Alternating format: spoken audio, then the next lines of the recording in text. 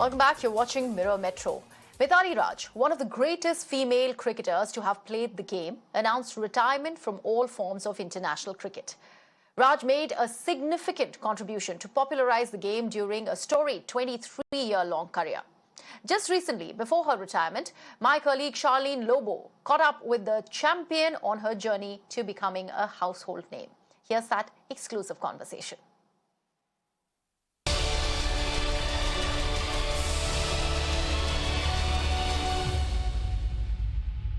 So Mitali, 12 tests, 232 ODIs, 89 T20Is. You've just battered your way through milestone after milestone, and you did it so brilliantly. Do you know how much she scored?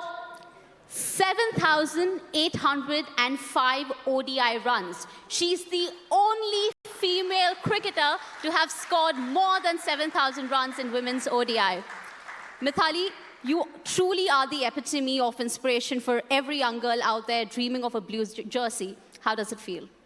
Well, I think it feels nice that many girls now take up the sport. From the days where I would only see the boys playing on the streets, and today I see at least a few girls joining them. So we've come a long way from there. And I never started playing cricket because I want to inspire girls, but the journey has been something which revealed a lot about my own self, and in the process, I happen to inspire girls. So I'm just grateful that I got an opportunity to do that. You know, talking about opportunity, so by the way, do you know Mitali loves reading? She sketches, and she's a trained Bharatnatyam dancer. So many things. Literally, hats off to that. You know, is it true that until the age of 10, you had no plans to become a cricketer? In fact, your mother wanted you to pursue dancing as a career. It was your father who actually wanted you to be a cricketer. So how did this journey begin? You know, what led fire, what gave fire to the idea for you to explore your abilities in cricket? Well, when you say fire, I just had a smirk, because the very reason that I got into sport was because I had, my dad has a background of Air Force, so he was ex-serviceman, and having a dad like that, discipline is utmost in the household. And being the youngest sibling, like I have an older brother, I used to get up very late in the morning. I'm the only one who would sort of rise after the sun rises. Everybody else were early risers. So to inculcate the habit of early rising, my dad put me into sport. So that was my introduction to the sport, unlike the normal stories about my own teammates who took up the sport, playing with the boys or with their brothers. But for me, this was my introduction to the sport through my dad. And I joined the summer camp where my brother used to go for his cricket training. Being the only girl in the camp, so I used to get the first preference of batting. You know, I didn't have to really fight. You were the only girl in the camp. So your brother was training. So, yeah. So is it like you turned out to be an accidental cricketer? Yes, you can say that. I didn't really have to fight or go and fetch the ball like many of my teammates would say. I used to get first batting, and being the only girl, you sort of get that sort of an attention from the coach also, the extra attention to hold the bat in a certain manner. So I've never played in the backyard or on the streets.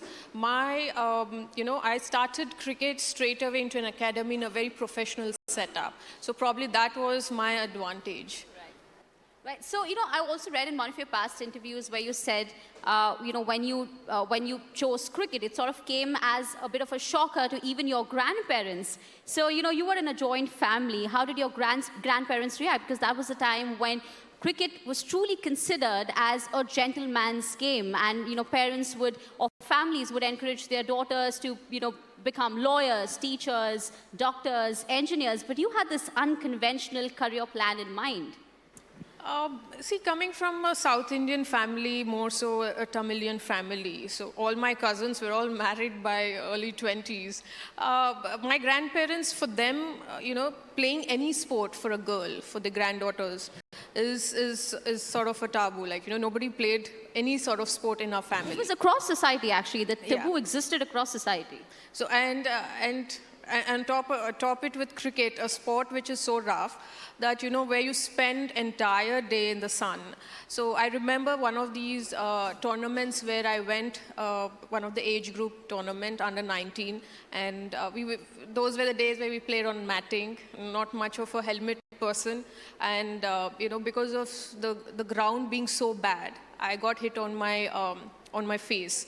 So I had stitches here, and when I came back, my grandmother, she was furious on my mother. She said, "You're sending the girl out there alone, and she comes back dark and she has these stitches on her face, so who's going to get married to her," and stuff like that. So she was very furious on my mother, but I think, I feel that it was my destiny to be a cricketer, because there were many challenges that me and my parents have to go through. The hard choices that we made through the journey, probably is the reason why I was able to come so far.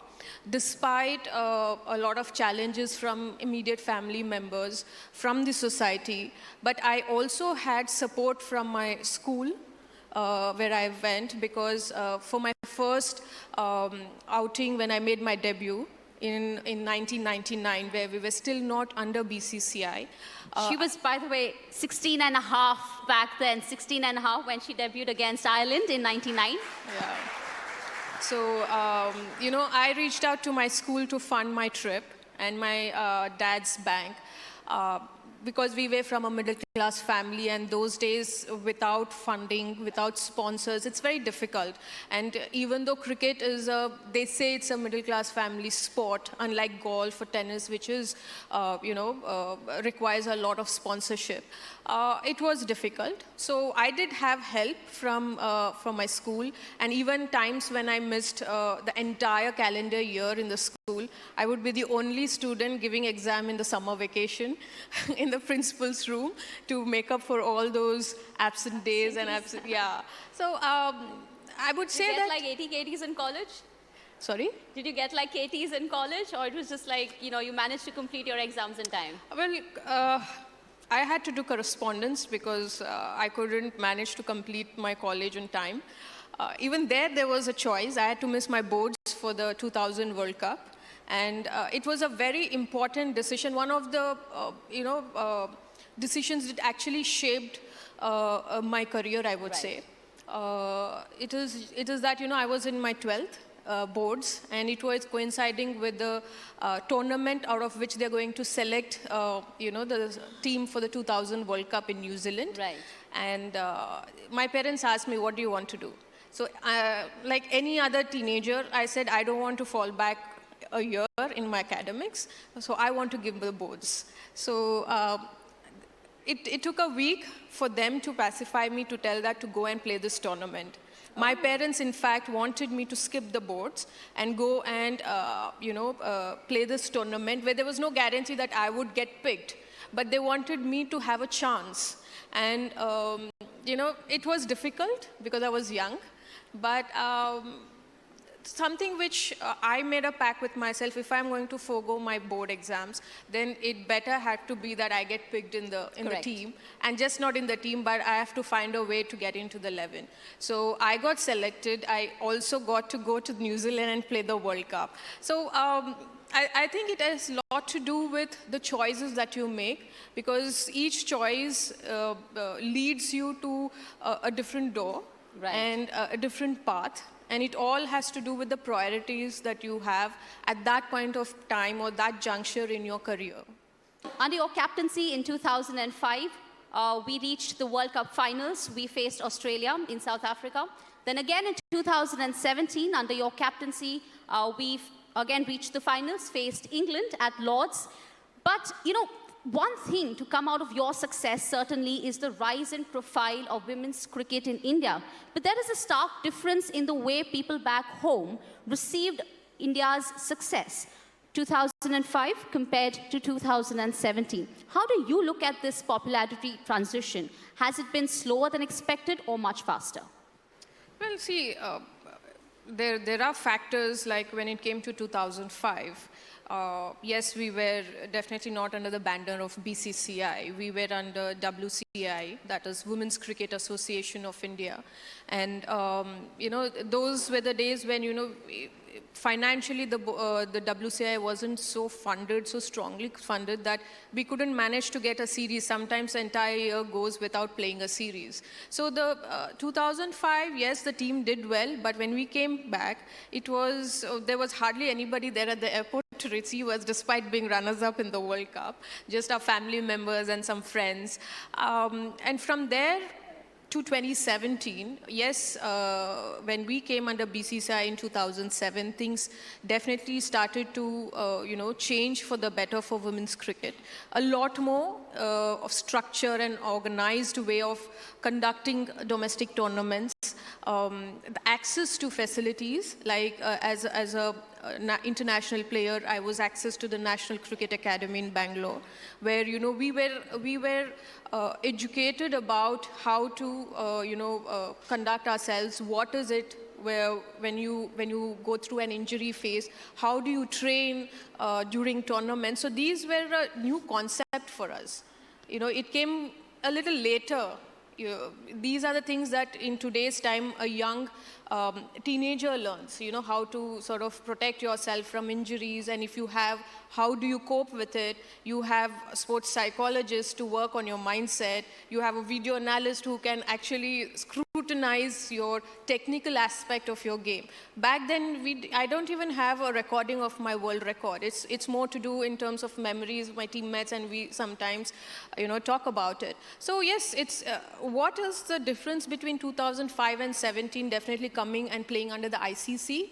And 2017, particularly a World Cup, which was marketed brilliantly, I would say, because that was a period when the social media came into existence, where you had Twitter, you had Instagram, and these things magnifies, in fact, amplifies everything that you do within seconds. And I think ICC really did a brilliant job there to promoters, have these huge hoardings. I remember it was a Champions Trophy when India was playing Pakistan, and I was watching the match and I saw myself on the big hoarding in the stadium. So I said, this is good publicity for women's cricket when we're getting into the World Cup. And another factor which really helped was that all of India's matches were televised, and the team was doing really well in the World Cup. So I think these factors helped help to enhance the profile of women's cricket globally after the 2017 World Cup, and which sadly wasn't the state of affairs in 2005 for any of the teams across the world. So you did speak about this. Definitely, we've come a long way. Women's cricket has come a long way from the obscurities of the 90s to now, all of you being household names. Do you think we would ever be able to achieve parity between the men's team and the women's team in terms of fame, acknowledgement, opportunity, or even remuneration for that matter? See, I think if we have to see about men's cricket, every sport goes through a journey. Men's cricket also has gone through its journey from winning the 1983 World Cup, since then the 2011 World Cup. So, today where men's cricket is, it's not an overnight success, or it's what BCCI has done overnight. It has been a journey. It's been years and years of, thinking about how to promote the sport and market the players. Similarly, I think women's cricket is also on that journey. The 2017 was where it started, and in few years' time, I'm sure we will come to a stage where if it is remuneration or opportunities, things will be on a similar on par with the men's cricket.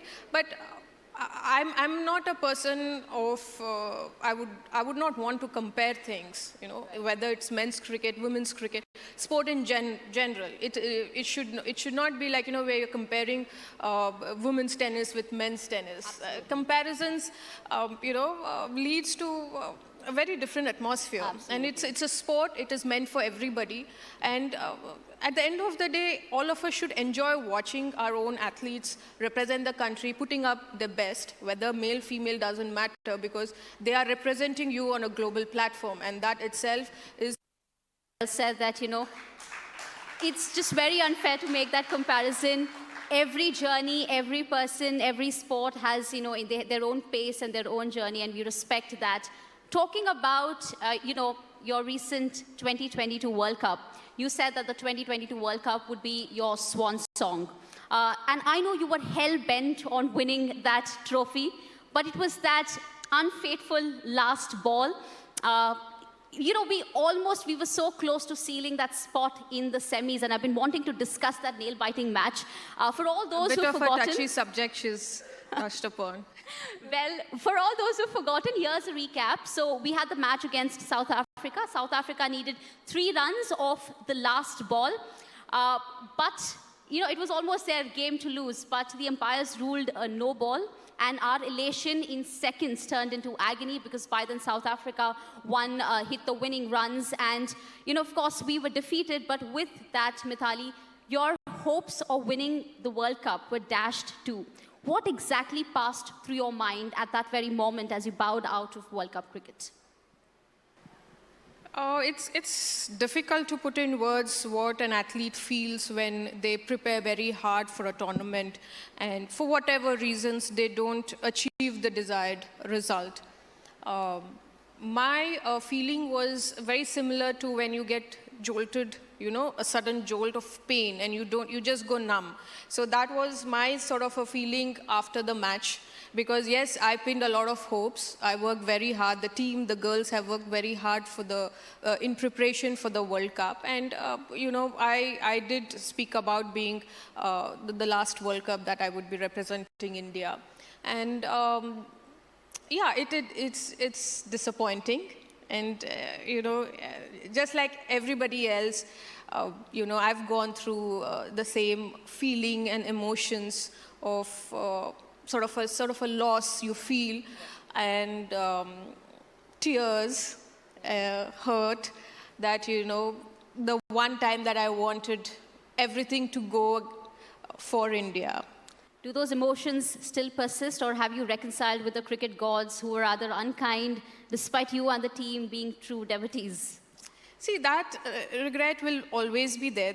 When we talk about this World Cup, there'll always be a bit of, the feeling, the sad, the melancholic feeling that things could have gone our way.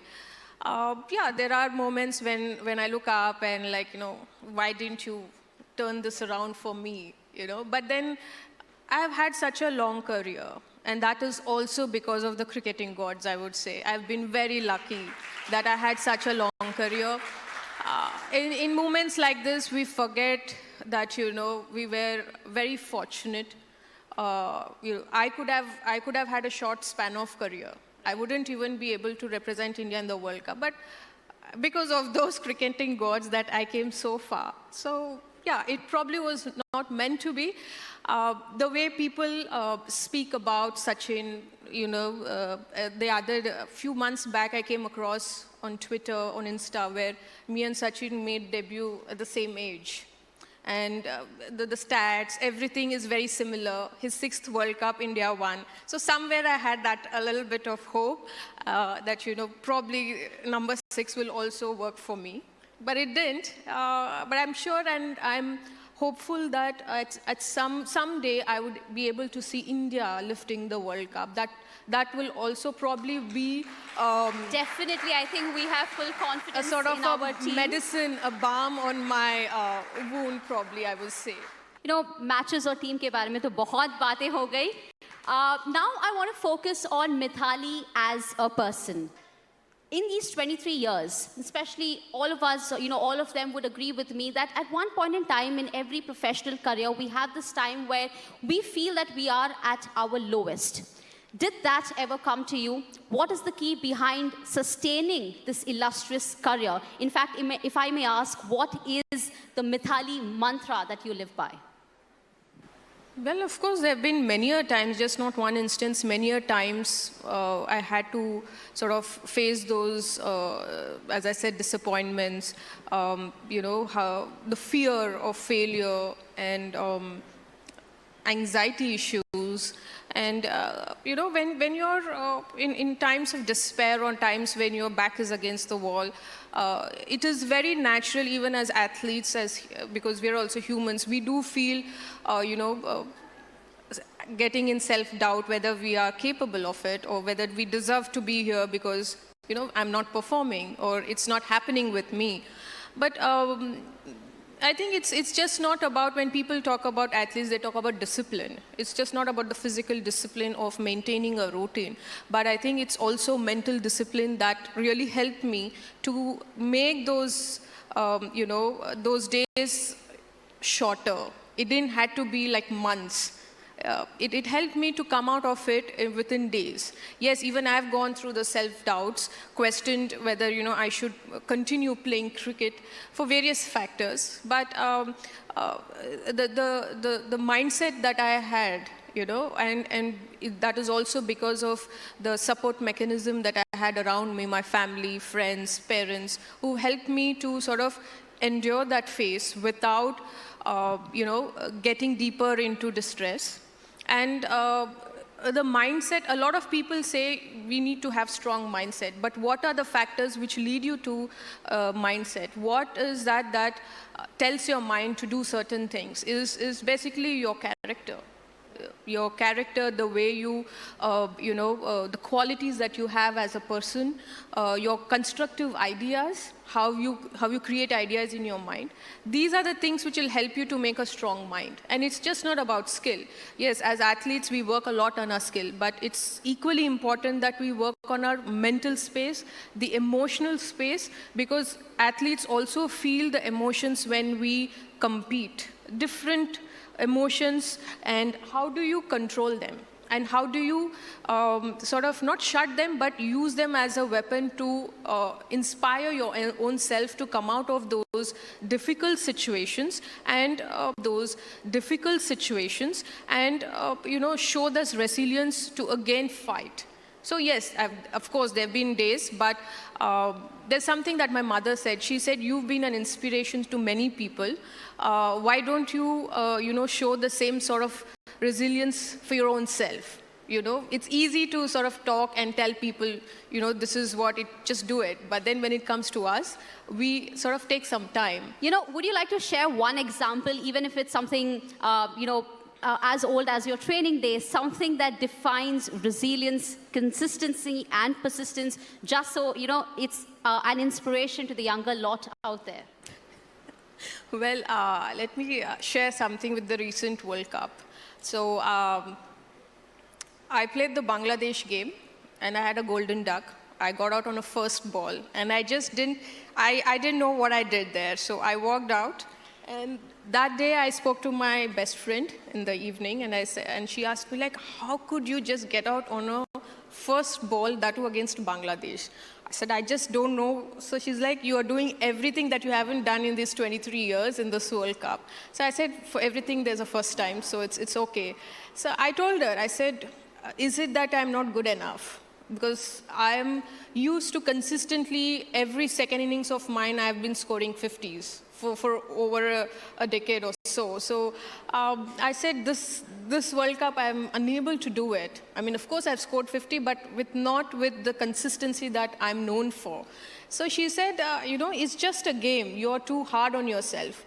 Overnight, you cannot be so bad. Right. So the next game, we were playing South Africa, the last game.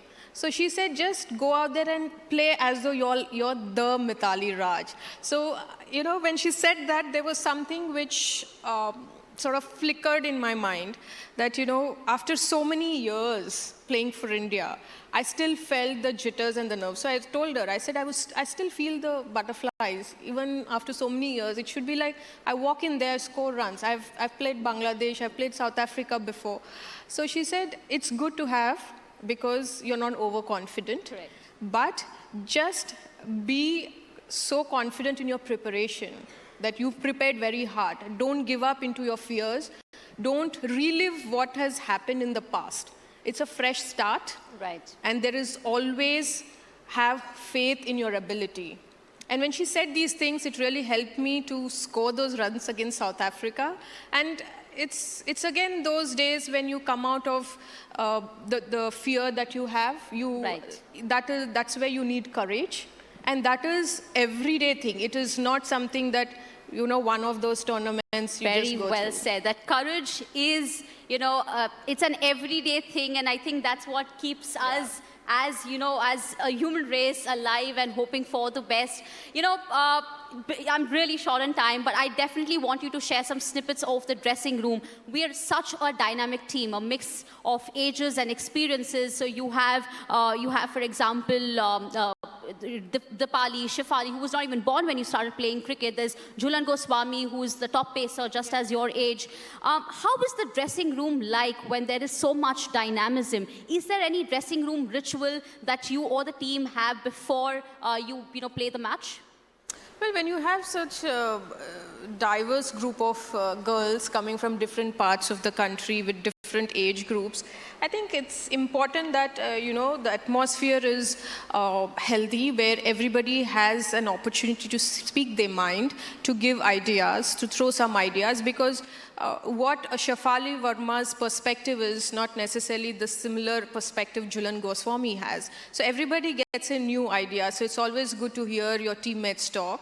And the ritual that we had for the World Cup, the recent World Cup, is that before getting into the ground, we all gather in a circle and, we sort of, in a way, we were trying to, manifest that, whatever things that we felt on that day, the emotions that we felt, that as a positive unit, to share it among each other. Because when you sit in a circle, you're sort of sharing your vibe, the positive vibe with your own teammates. So even a youngster is having the nerves, there is somebody else who's sharing a very positive vibe with them. So we would sit in a circle for 5 to 10 seconds, 10 minutes, and think the way we would want to approach the game, and what are things that we are going to do on that particular day. That is our goal as a team. So that is one of the rituals that we did in the World Cup. Well, that's a very formal experience to share. But I want to know informally, just a very candid answer from you. What's the camaraderie that you share with them? How do they address you? Are they terrified of you? Are they scared of you? Of course, they look up to you. But some snippets from the dressing room.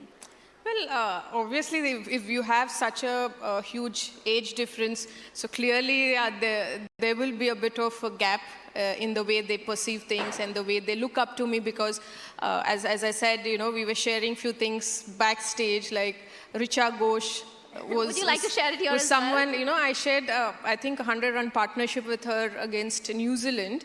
And even I didn't know, then again, it is something through social media, I got to know that she was not even born when I made my debut. And I was playing with her, alongside her. And we were running like 2s and 3s. And I was like, I told her, thoda to age ka khayal rakh yaar. You're making me run so much for boundaries, hit the boundaries and sixes, don't make me so tired. It's like, Didi, मैं कोशिश करूँगी कि आपको भगाने इतना नहीं भगा पाऊँ. So I was like, yeah. Well, I'm really short on time, but Mitali Raj, you've been an absolute joy. This entire conversation has been so fabulous. A huge round of applause, ladies and gentlemen, once again for Mitali Raj.